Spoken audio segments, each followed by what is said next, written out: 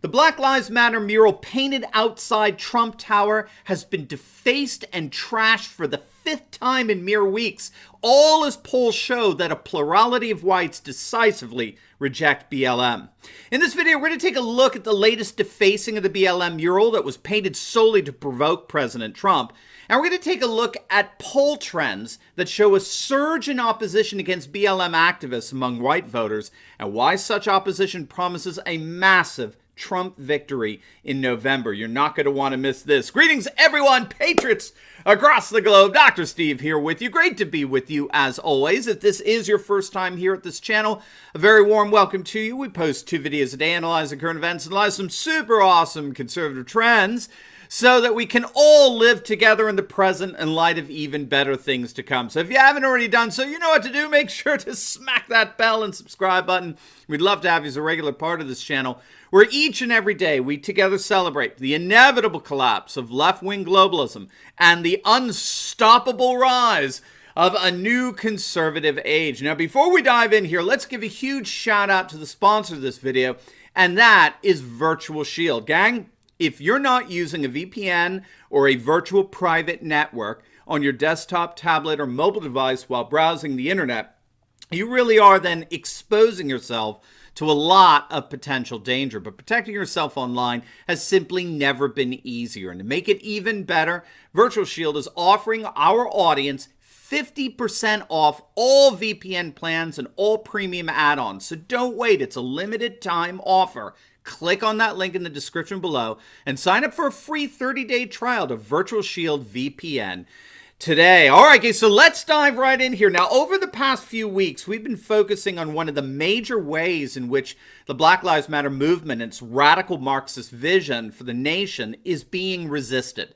And that's, of course, through the defacing and erasing of BLM murals that have popped up across the country. And in so doing, such resistance is just dishing out to BLM activists their own medicine.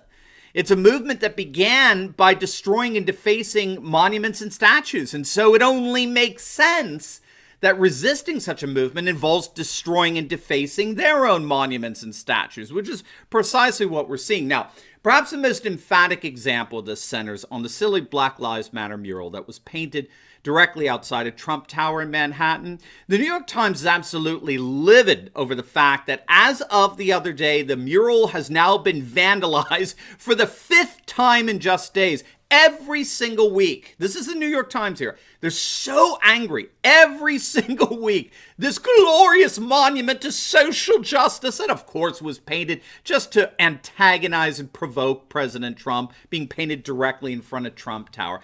But these left-wing activists disguised as journalists, they ignore all that, right? At the New York Times, they ignore that. They're absolutely insane. They're livid that this majestic mural has been utterly defaced and vandalized for the 5th time. 5 times. In fact, things are so bad when it comes to protecting and preserving this mural that the ultra-left New York Mayor Bill de Blasio is paying overtime to dozens of police officers to guard the mural. Now, of course, the irony of such a move by this self-anointed BLM mayor couldn't be more stark. Remember, not only did de Blasio propose to cut $1 billion from the NYPD budget, devastating the morale of police officers throughout the city and its 5 boroughs.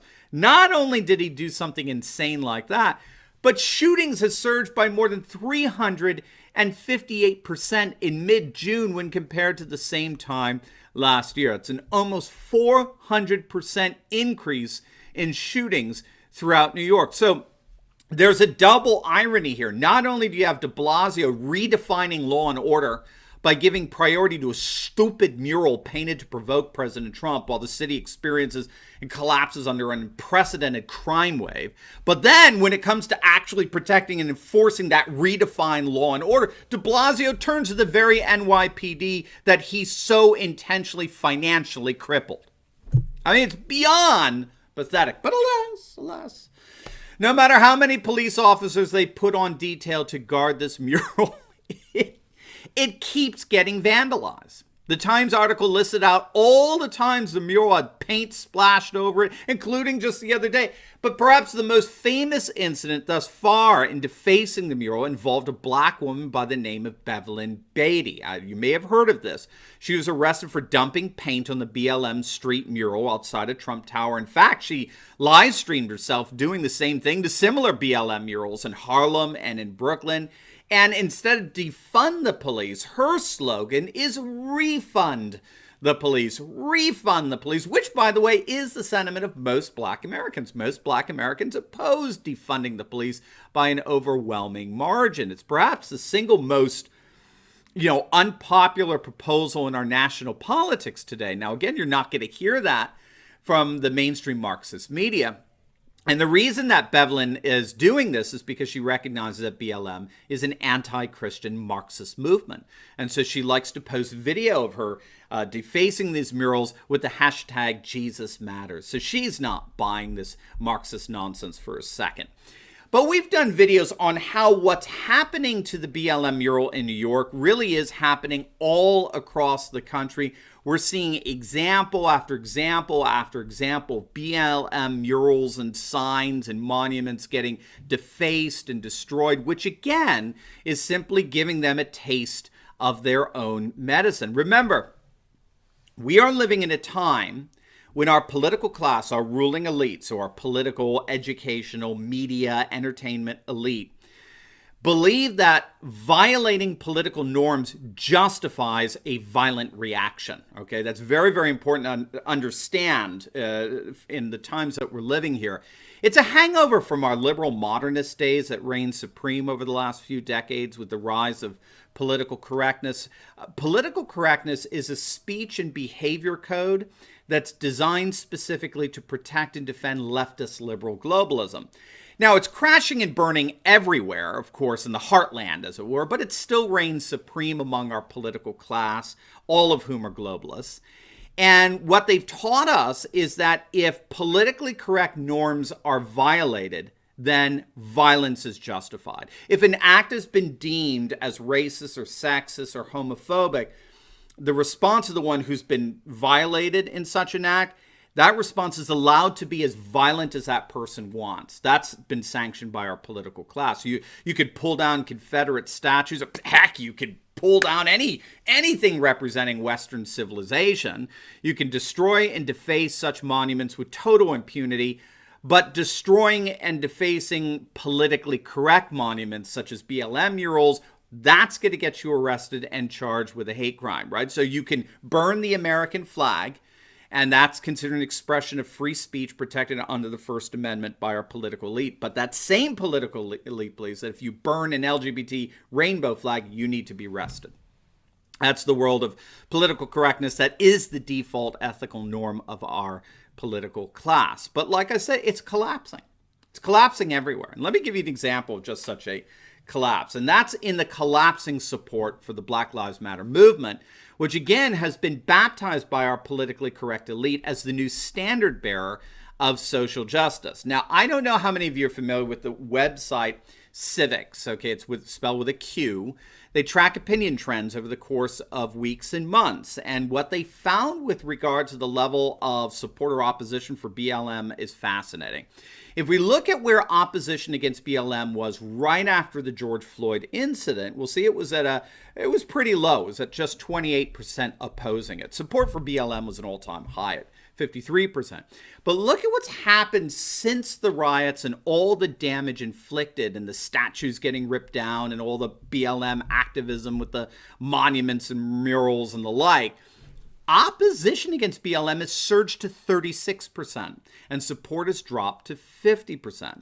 In fact, opposition against BLM is almost as high as it was a few years back when it was 38%. But now check this out. This is very interesting. I think it gives us a better sense of what's really going on here behind all the nonsense that's spewed out 24/7 by our fake news media. Look at this. This is a graph of white support in opposition towards BLM. And you can clearly see that a plurality of whites oppose Black Lives Matter, 44% to 40%. If you factor in those who don't care, don't give a rip about BLM, that number surges to 60%. 60% of whites either oppose or do not give a crap about BLM. That's an astonishing number. But then check this out. If you break it down to white males, 52% oppose BLM. Nearly 70% of white males either oppose BLM or they don't give a crap about it. Only 33% of white males support this Marxist movement. We have to remember, again, this is something you're never going to hear from the mainstream Marxist media, but we have to remember that the Democrats have lost the white vote. They have not gotten a majority of whites voting for them since 1964. All right, so if you think it through, if political correctness is there to protect all things leftist liberal, and if whites, particularly white males, haven't voted for the leftist liberal party in over 40 years, is it a coincidence that we keep hearing that the single greatest force for evil on the planet is the white male? Is it any surprise that white supremacy and male patriarchy are being blamed for every sin under the sun? So this is the epitome of fake news. It's left-wing globalist propaganda designed to discredit and disparage the major political demographic that rejects and opposes and then stands in the way of leftist liberals exercising total power over our nation. So we're clearly seeing a game being played out in front of us via the Democrats and the mainstream Marxist media. The vast majority of whites, particularly white men, reject this BLM nonsense. And so they need to be discredited. They need to be disgraced. They need to be dismissed. But make no mistake, such dismissiveness is only increasing white animosity towards leftist liberals. Remember, Hillary Clinton lost among white voters so badly, here's the key, that even if she had received Obama's turnout among blacks, she still would have lost. This is why Biden's attempt at regurgitating the Obama coalition by picking a black running mate is so futile. Trump won among whites by such a huge margin that even if Hillary were able to get Obama's turnout among black voters, she still would have lost the election. And ask yourself, how well do you think Democrats have done in endearing themselves to white voters since the 2016 election? Well, here's the proof. We've got the answer. The vast majority of white males reject the Democrats' embracing of BLM as the new moral conscience of their party. And so what do you think we can expect to see in November? We're going to see white voters, particularly white men, vote for Trump by margins that very well could exceed the overwhelming margins that we saw in 2016. The defacing and destruction of BLM murals turns out to be nothing less than a symbol of the collapse of the Democratic Party. BLM is being rejected, and it's being rejected by the very voters that Biden would need if he even had a prayer of winning in November.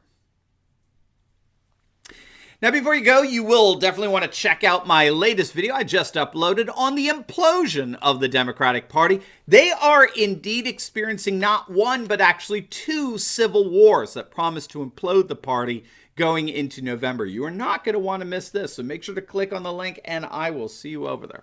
God bless.